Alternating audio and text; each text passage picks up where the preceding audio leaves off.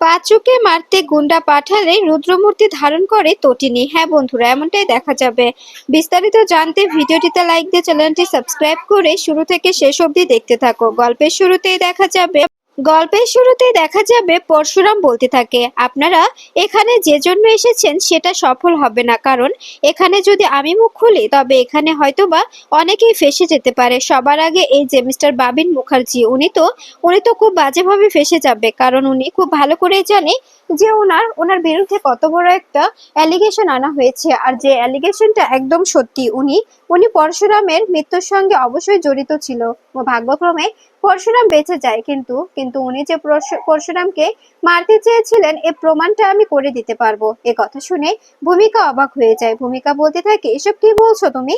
তখনই প্রাচী বলে, জিজু তুমি এসব কি বলছো? সত্যি কি বাবিন্দা এসবের সঙ্গে যুক্ত? তখনই দেখা যাবে এ কথা শুনে শিবপ্রসাদ কৃপর্ণার কাছে যায় আর বলতে থাকে, আপনি আপনি আপনার ছেলেকে বোঝান, আপনার ছেলে যেন এতটা ওরা না উড়ে, আর যদি বেশি ওড়ার চেষ্টা করে তবে তো বুঝতেই পারছেন কি হতে পারে। তখন এ কথা শুনে দেখা যাবে ভূমিকা বলে, আচ্ছা তুমি সত্যি করে বলো তো, বাবিন সত্যি এসবের সঙ্গে যুক্ত? আমি জানি, কিন্তু তার থেকেও বড় কথা যে এসবের মধ্যে বাবিনের কোনো ভুল ছিল কিনা। বাবিন কি সত্যি তোমাকে মারার সময় ওদের সঙ্গে ছিল? আমি জানি যে বাবিন শুরু থেকে একটা অপরাধমূলক কাজের সঙ্গে যুক্ত, কিন্তু বাবিন যে এরকম একটা জঘন্য কাজ করতে পারে এটা আমি ভাবতে পারিনি। কিন্তু বাবিন যে এতটা নিচে নামতে পারে, নিজের বোনকে এভাবে বিধবা করতে চায়, তবে এটা আমি সত্যি বিশ্বাস করতে পারছি না। তখনই পরশুরাম বলে, আপনার কাছে অনুরোধ থাকবে, আপনি প্লিজ এসব নিয়ে ও বেশি বাড়াবাড়ি করবেন না, আপনি ওদের হয়ে এখানে কথা বলবেন না, কারণ ওদের হয়ে কথা বললে আপনার নিজেরই আপনার এখানে দাম কমে যাবে। তাই আপনি এখানে এসে আমার কাছে ওদের হয়ে হাত জোড় করবেন না, আমি এটা আপনার কাছে রিকোয়েস্ট করছি। এরপরে দেখা যাবে বাবিন বলতে থাকে, বেশি কথা বলো না, তুমি এখানে বেশি কথা বলে ফেলছো, তোমার কথাগুলো সত্যি আর নেওয়া যাচ্ছে না। তখনই পরশুরাম বলে, আমি আমি যেটা বলছি একদম ঠিক বলছি, আপনারা হাড়ে হাড়ে বুঝতে পারবেন যে কি হতে চলেছে। আর আপনি বিজিতকে বলে দেবেন যে পরশুরাম ইজ কাম ব্যাক, কারণ বিজিতের সঙ্গে আপনার আপনার কথা হয়, আপনার সম্পর্ক আছে, আপনার সমস্ত সময় যোগাযোগ হচ্ছে, এটা আমি খুব ভালো করেই জানি, এটা আমাকে আর বোঝাতে হবে না। তাই বলছি আপনি বিজিতকে ফোন করে জানিয়ে দেবেন যে ও যেটা ভেবেছিল সেটা এত সহজে ও করতে পারবে না। এদিকে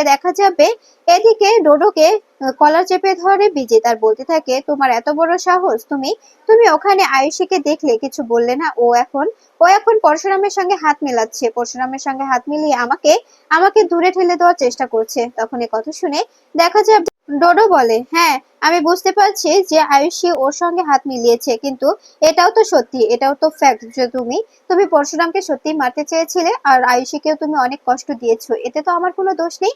মেয়েটা নিজের ভুল বুঝতে পেরেছে, এটা ওর নিজের নিজের একটা একটা বোঝার মতো একটা জ্ঞান হয়েছে, তাই ও বুঝেছে, এতে তো আমাদের কিছু করার নেই, তাই না? তখন এ কথা শুনে দেখা যাবে ডোডোর কথা শুনে বিজিত বলে, আমি বলে দিচ্ছি ওই আয়ুষীকে আমি ছাড়বো না। ওকে ওকে এবার আমি মজা বোঝাবো, ওকে বোঝাবো যে ওর ড্যাডকে কিভাবে আমি উড়িয়ে দিই, ওর ড্যাডকে আমি কোনোভাবে আর বেঁচে থাকতে দেবো না, ওর ড্যাডকে আমি বুঝিয়ে নেব, ওর ড্যাডকে দিয়ে ওর ওর একদম একদম কর্ম শেষ করে দেব। ওকে বোঝাবো যে ওর ড্যাড যা করেছে সেটা সত্যি অন্যরকম ভাবে করানো হবে। এরপরে দেখা যাবে বিজিত আয়ুষীকে ফোন করে আর বলতে থাকে, আয়ুষী আমি জানি তুমি পরশুরামের সঙ্গে হাত মিলিয়েছো, পরশুরামকে সবকিছু বলেছো, এবার তুমি পস্তাবে, তোমাকে এবার বুঝতে হবে যে তুমি যেটা করেছো সেটা একদম ঠিক করোনি। তোমাকে আমি বারবার বলেছিলাম তুমি পরশুরামকে কিছু বলবে না, কিন্তু তুমি সবটা বলে দিয়েছো। এবার তোমাকে হাড়ে হাড়ে বুঝতে হবে যে তুমি যেটা করেছো একদম ঠিক করোনি। তোমাকে এবার একটা গিফট পাঠাবো, আর সেই গিফটটা হচ্ছে তোমার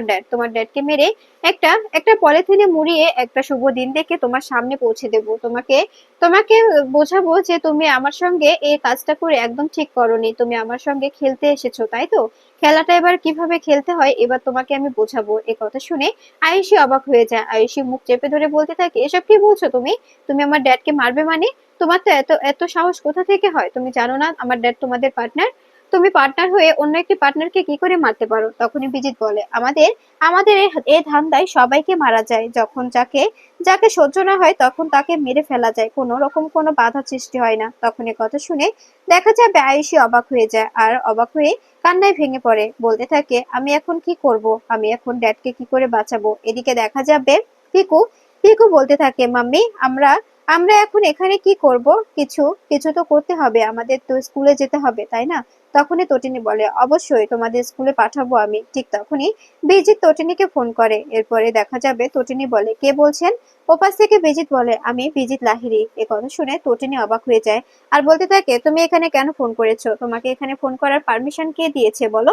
তখনই বিজিৎ বলে, আমার কোনো পারমিশনের প্রয়োজন হয় না, আমি এখানে ফোন করেছি শুধুমাত্র শুধুমাত্র জানার জন্য যে তুমি তুমি যেটা করছো একদম ঠিক করছো না। আমি জানি তোমার কাছে আছে পাঁচু, আর সে পাঁচুকে আমি কিছুতেই কোর্টে উঠতে দেব না। তার আগে আমি ওকে শেষ করে দেব। আমি চাইলেই গুন্ডা পাঠিয়ে তোমার বাড়ি থেকে পাঁচুকে তুলে আনতে পারি। তখন এ কথা শুনে তটিনী বলে, পাঠিয়ে দেখো না, একদম একদম 4 ভোল্টেজ কারেন্ট শর্ট খেয়ে যাবে। বুঝতে পেরেছো? তুমি দেখি কি করতে পারো, তুমি কি করে পাঁচুকে এখান থেকে নিয়ে যেতে পারো সেটাও আমি দেখবো। এ কথা শুনে পরশুরাম হাসতে থাকে আর বলতে থাকে, হ্যাঁ, আমি আমি জানি যে তুমি তুমি কিছু করতে পারবে না তটিনী গাঙ্গুলি। তোমার সামনে থেকে পাঁচুকে তুলে নিয়ে আসবো আমি। তখনই তটিনী বলে, আমিও দেখবো তুমি কি করে পাঁচুকে আমার কাছ থেকে তুলে নিয়ে যেতে পারো। তুমি দেখি কাকে পাঠাও, কাকে কাকে তুমি পাঠাও, তোকে আমি দেখে নেবো। বিজিত লাহিড়ী, তুই যেটা করতে চাইছিস সেটাই তুই কখনো সফল হবি না, তুই কখনো সফল হতে পারবি না। কারণ কারণ আমি তটিনী গাঙ্গুলি তোকে বলছি, তুই পরশুরামকে চিনিস না। পরশুরামকে মারতে চেয়েছিলি আর সে খুনের দায়ে ফাঁসাতে চেয়েছিলে আমাকে। আর সমস্ত কিছু প্রমাণ করবে কাল পরশুরাম। পরশুরাম নিজে কোর্টে দাঁড়িয়ে থেকে সমস্ত কিছু প্রমাণ করবে সবার সামনে। সমস্ত কিছু প্রমাণ হয়ে যাবে, সবাই বুঝতে পারবে যে তটিনী গাঙ্গুলি কোনো অন্যায় করেনি, তটিনী গাঙ্গুলি তার স্বামীকে মারেনি। তোরা তোরা ষড়যন্ত্র করে তার স্বামীকে মারতে চেয়েছিলি এবং তাকে ফাঁসাতে চেয়েছিলি। তখনই বিজিত বলে, এবার দেখি কি করে তোমার স্বামী ওটা প্রমাণ করে। আর আমি যত আই উইটনেস আছে সমস্ত কিছুকে এমন মুখ বন্ধ করে দেব যারা কখনো আর মুখ খুলতে পারবে না। আয়ুষী, ওকে মুখ বন্ধ করার আমার কাছে একটা ওষুধ আছে, আর সেটা হচ্ছে জিৎ মুখার্জি। আমি জিৎ মুখার্জিকে মেরে একটা একটা পলিথিনে মুড়িয়ে আয়ুষীর সামনে পাঠিয়ে দেব। এমনিতেই ও মুখ বন্ধ করে ফেলবে। আর ওই পাঁচুকে কি করে মুখ বন্ধ করাতে হয় সেটাও আমি জানি। তখন এই কথা শুনে তটিনী ফোনটা কেটে দেয়। এরপরে বিজিত বলে, ফোনটা কাটলে তো এবার তুমি বুঝতে পারবে তটিনী গাঙ্গুলি এই বিজিত লাহিড়ী কি করতে পারে। ঠিক তখনই কর্ণ চ্যাটার্জি এসে বলতে থাকে, কি ব্যাপার বিজিত, কি হয়েছে? এতটা আপসেট দেখাচ্ছে কেন তোমাকে? তখনই বিজিত বলে, আমি তটিনী গাঙ্গুলিকে ফোন করেছিলাম, ওর যা দেমাক দেমাক দেখে আমার সত্যি অবাক লাগলো। এদিকে দেখা যাবে নন্দিনী শিবপ্রসাদকে বলতে থাকে, আমার কেমন যেন ভয় লাগছে, মনে হচ্ছে কেসটা যদি আমরা কোনোভাবে হেরে যাই তবে কি হবে। আর ওই যে পাঁচু বলে লোকটি, ওকেও কিন্তু সাবধানে রাখতে হবে, কারণ বিজিতকে আমি খুব ভালো করে চিনি। ওকে ওকে চেনার আর আমার কোনো বাকি নেই। ও যদি কোনো রকম কোনো গন্ডগোল করে ফেলে তবে কিন্তু তখন ঝামেলায় পড়ে যাবে। তখন এ কথা শুনে দেখা যাবে পরশুরাম বলে, চিন্তা করবেন না আপনি, সমস্ত কিছু ঠিকঠাক হয়ে যাবে। আমি আমি দেখবো কোনোভাবে যেন পাঁচের কোনো ক্ষতি না হয়। পাঁচুকে আমি অবশ্যই বাঁচাবো, পাঁচুর কোনো ক্ষতি হতে আমি দেব না। এদিকে দেখা যাবে কর্ণ চ্যাটার্জি বলতে থাকে, আমি আমি এখন কি করব বুঝতে পারছি না। এই পরশুরামকে সত্যিই কিছু আর করা যাচ্ছে না। একটা মানুষ যেভাবে বেঁচে এসেছে, ওকে ওকে বাঁচিয়ে এনেছিল শীতল। ঠিক তখনই শীতল বলে, ওকে যেখান থেকে বাঁচিয়ে এনেছিলাম সেখান থেকে ওর বাঁচার কোনো কথাই ছিল না, তারপরে ও বেঁচে এসেছে। তা এর থেকে ওর প্রতি বিশ্বাস আমার আরো অটুট হয়েছে। আমার মনে হয় ও কিছু একটা করবে, কারণ ও সত্যি অনেকটা ক্ষেপে আছে। ও যদি কোনোভাবে সমস্ত কিছু নিজের হাতের বাহিরে চলে যেতে দেয় তবে কিন্তু ও ঝেড়ে যাবে। তাই ও সবসময় চাইবে ওর সব ব্যাপার ওর হাতের নাগালের ভেতরেই থাকুক। তখন এ কথা শুনে বিজিত বলে, আমিও দেখবো কি করে সমস্ত কিছু হাতের মধ্যে রাখার চেষ্টা করে। কিছুতেই ও পারবে না, আমি ওকে কিছুতেই জিততে দেব না, এই খেলাটা আমরাই জিতবো। তখনই শীতল বলে, ওকে ওকে একটা ব্যাপারে কুপোকাত করা যাবে, ওকে বোঝাতে হবে যে ও ও কিছু একটা নিয়ে অবশ্যই অবশ্যই ফেঁসে গেছে। এরপরে দেখা যাবে শীতল বলতে থাকে, আপনারা কি জানেন যে এই যে খুনগুলো হয়েছে, যারা যারা ওকে মারতে সামিল ছিল, তারা যে খুন হয়েছে সে খুনগুলো কে করেছে? একমাত্র পরশুরাম।